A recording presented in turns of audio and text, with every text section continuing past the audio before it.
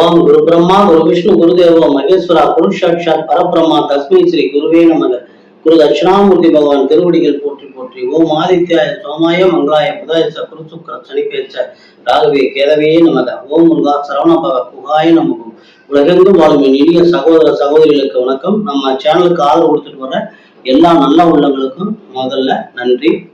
நம்ம இந்த பதிவுல என்ன பார்க்கறோம்னா 2024 அக்டோபர் மாதம் விருச்சிக ராசிக்கான ராசி பலன்களை பார்க்கிறோம்.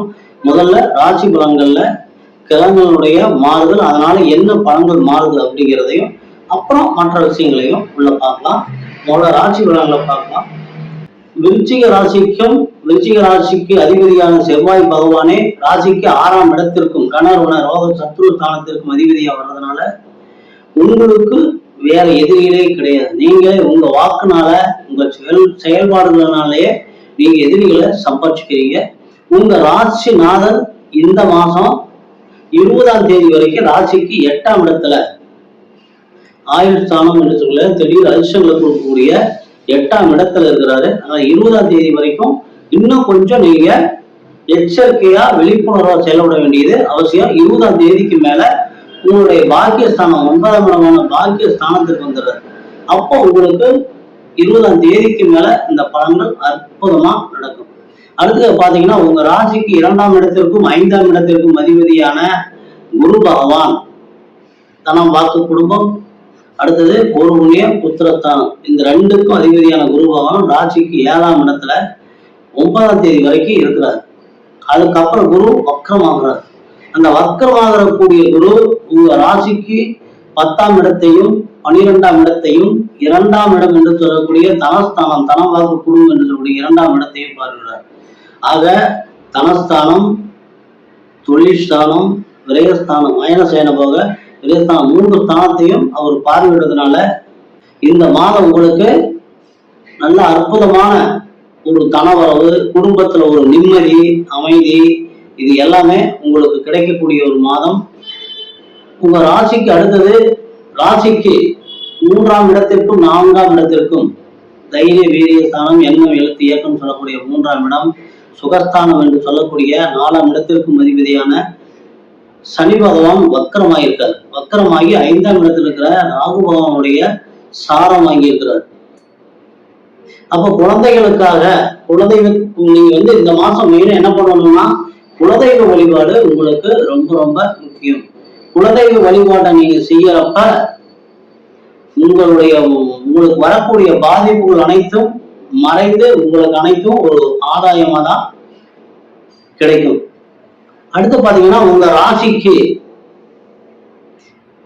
7ஆம் இடத்திற்கும் கலத்திரஸ்தானம், நண்பர்கள், கூட்டு தொழில், வியாபாரம் என்று சொல்லக்கூடிய 7ஆம் இடத்திற்கும் அயன சயன போக சுகம் என்று சொல்லக்கூடிய 12ஆம் இடத்திற்கும் அதிபதியான சுக்கிர பகவான் 12ஆம் இடத்துல ஆட்சி ஆகிறார்.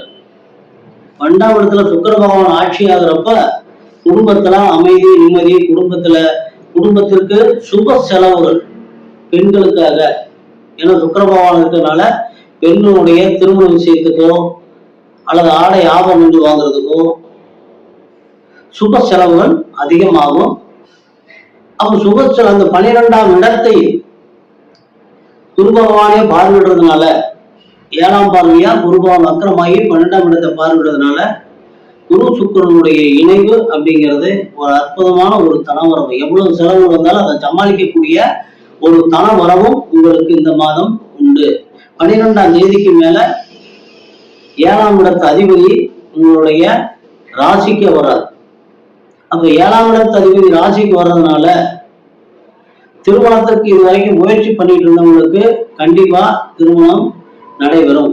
வியாபாரம், கூட்டு தொழில் இதெல்லாம் ரொம்ப அற்புதமாக 12ஆம் தேதிக்கு மேல நடைபெறும். அதுக்கு அடுத்தது பாத்தீங்கன்னா உங்க ராசிக்கு 8ஆம் இடத்திற்கும் 11ஆம் இடத்திற்குமான உங்க ராசிக்கு 8, 11, 8ங்கிறது ஆயுள் ஸ்தானம், திடீர் அதிர்ஷ்டங்களை கொடுக்கக்கூடிய ஸ்தானம், கோர்ட்டு கேஸ், வம்பு வழக்கு அப்படின்னு சொல்லக்கூடிய 8ஆம் இடத்திற்கும் லாபஸ்தானம் என்று சொல்லக்கூடிய 11ஆம் இடத்திற்குமான புதன் பகவான் 11ஆம் இடத்திலேயே ஆட்சி ஆகிறார். ஆட்சி உச்சம் உங்களுக்கு தெரியணும். இது ஒரு அற்புதமான ஒரு சூப்பரான ஒரு கிரக நிலை. உங்களுக்கு காலி நிலம் வங்கி தொழில் புரியறவங்களுக்கு காலி நிலம் வாங்கணும்னு நினைச்சீங்கன்னா அல்லது விற்கணும்னு நினைச்சீங்கன்னா, ஏன்னா அவரே மறுபடியும் விரயஸ்தானத்துக்கு வர்றாரு. காலி நிலம் வாங்கணும்னு நினைச்சாலும் சரி, காலி நிலத்தை விற்கிறதுனால ஆதாயம் வரலாம், காலி நிலங்களை வாங்குறதுனால ஆதாயம் வரலாம். ஆக ஒரு புதன் பகவான புதன் சார்ந்த காரங்கள் அப்படின்னு சொல்லக்கூடிய வியாபாரம், எழுத்துத்துறையில் இருக்கிறவங்களுக்கு இவங்களுக்கெல்லாம் அது வந்து ஒரு ரொம்ப ரொம்ப ஒரு கல்வித்துறையில் இருக்கிறவங்களுக்கெல்லாம் ஒரு மிகச்சிறந்த ஒரு யோகமான ஒரு காலமாக இருக்கிறது. 10ஆம் தேதிக்கு மேல அவரு வந்து உங்க ராசிக்கு விரயஸ்தானத்திற்கு வர்றாரு. லாபாதிபதி விரயஸ்தானத்துக்கு வர்றாரு. லாபாதிபதி விரயஸ்தானத்துக்கு வர்றப்ப உங்களுக்கு எல்லாமே வந்து இடத்தை விற்கிறது வாங்குறது, அதனால இந்த இடம் விற்கிறது வாங்குறது அப்படிங்கிறதுக்குள்ள வரக்கூடிய லாபங்களை விரயமா ஆக்கிராம விரயஸ்தானத்துக்கு வரனால சுப விரயமா மாத்திக்கிங்க. வரக்கூடிய லாபாதிபதி வர்றதுனால சுப விரயமா மாத்தினீங்க அப்படின்னா ரொம்ப ஒரு அற்புதமா உங்களுக்கு செலவுகளை குறைச்சு நம்ம வருமானத்தை அப்படியே நம்ம தக்க வச்சுக்கலாம். அதுக்கு அடுத்து பாத்தீங்கன்னா உங்க ராசிக்கு 10ஆம் இடத்து அதிபதியான சூரிய பகவான் ஜீவனஸ்தானம் தொழிற்சானம் சொல்லக்கூடிய 10ஆம் இடத்து அதிபதி 11ஆம் இடத்திற்கு வராது.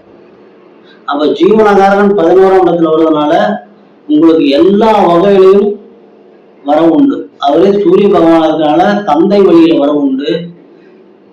தந்தை, அரசு துறை, அரசு டெண்டர் கான்ட்ராக்ட் எடுத்துறவங்க இவங்களுக்கெல்லாம் இது ஒரு நல்ல அற்புதமான மாதம்.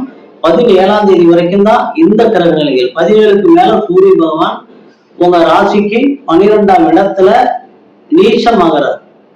அப்ப சூரியன் நீச்சமாகிறப்ப 14ஆம் தேதிக்கு மேல நான் வேலை வாங்கி தரேன், அது தரேன், இது தரேன் அப்படின்னு சொல்லி, ஏன்னா 8ஆம் இடத்துல உங்க ராசிநாதன் வந்து உங்க ராசிக்கு பாக்கியஸ்தானத்துல இருந்து விரயஸ்தானத்தையும் பார்வையிடார். அதனால நீங்க யாராவது அரசு துறையில வேலை வாங்கி தரேன், உங்களுக்கு எதை தரேன் அதை தரேன்னு சொல்லி பணம் கொடுங்க அப்படின்னாங்கன்னா கொடுத்து ஏமாந்துடாதீங்க. இந்த காலகட்டங்கள்ல எதை நம்ம உஷாரா வச்சுக்கணுமோ அதை தக்க வச்சுக்கிற வழியை நம்ம பார்த்துட்டோம் அப்படின்னா ஏமாந்துடக்கூடாது. ஏன்னா சூரியனுக்கு ராகு பகவானுடைய தொடர்பு இருக்கு 17ஆம் தேதி வரைக்கும். சூரியன் ராகுங்கிறது வந்து கொஞ்சம் வண்டி வாகனங்களை போறப்ப ரொம்ப எச்சரிக்கையா போகணும். மற்றபடி குரு பகவானுடைய பாதை உங்களுடைய தனஸ்தானத்திற்கு இருக்கிறது. ஆகவே லாபஸ்தானத்திலேயே இருக்கிறாரு. 10ஆம் இடத்ததிபதி 11ஆம் இடத்துல இருக்கிறாரு. இந்த கிரக நிலைகள் உங்களுக்கு ஒரு அற்புதமான ஒரு யோகத்தை கொடுக்கக்கூடியது. கூடவே எச்சரிக்கையாகவும் நீங்க இருந்துக்கிறது நல்லது. இப்போ விருச்சிக ராசியில பிறந்தவர்களான சந்திராசிரம தினங்கள் 21/10/24 மாலை 6:15 முதல் 24/10/24 பகல் 12 வரை. விசாகம் 4ஆம் பாதத்துல பிறந்தவர்களுக்கான சுப நாட்கள் அக்டோபர் 2, 4, 7, 9, 11, 13, 14, 16, 18, 19, 21, 25, 29, 31. அசுப நாட்கள் அக்டோபர் 8, 10, 12, 22, 27. யோக நாட்கள் அக்டோபர் 18, 20. விசாக நட்சத்திரம் பிறந்தவங்க வழிபட வேண்டிய தெய்வம் திருச்செந்தூர் முருகனுடைய வழிபாடு ரொம்ப ரொம்ப சிறப்பு. திருச்செந்தூர் முருகனுடைய படத்தை உங்களுடைய வீட்டுல அலுவலகங்கள் வச்சுக்கிறதும் ரொம்ப சிறப்பு. அனுச நட்சத்திரம் பிறந்தவங்களுக்கான சுப நாட்கள் அக்டோபர் 3, 5, 8, 10, 12, 14, 15, 17, 19, 20, 22, 26, 30. அசுப நாட்கள் அக்டோபர் 1, 9, 11, 13, 23, 28. யோக நாட்கள் அக்டோபர் 19, 21. அனுச நட்சத்திரம் பிறந்தவங்க வழிபட வேண்டிய தெய்வம் சுப்பிரமணியர் வழிபாட்டோடு லட்சுமி நரசிம்மர் வழிபாடு ரொம்ப ரொம்ப சிறப்பு.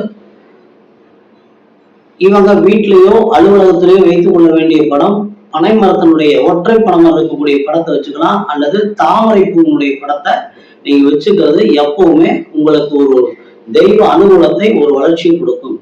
அடுத்து கேட்டை நட்சத்திர பிறந்தவங்களுக்கான சுப நாட்கள் அக்டோபர் 4, 6, 9, 11, 13, 15, 16, 18, 19, 21, 23, 27, 31.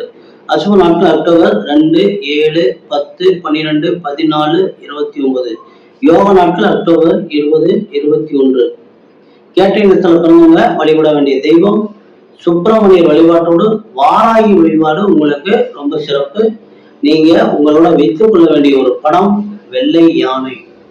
மீண்டும் அடுத்த பதிவில் சந்திக்கிற வரைக்கும் எல்லாம் வல்ல எம்பெருமான் முருகப்பெருமான் உங்களுக்கு எல்லா வளங்களையும் நலங்களையும் மாறி வழங்க வேண்டும் என்று கேட்டு இறைவனோட வேண்டி இந்த பதிவினை நிறைவு செய்கிறோம்.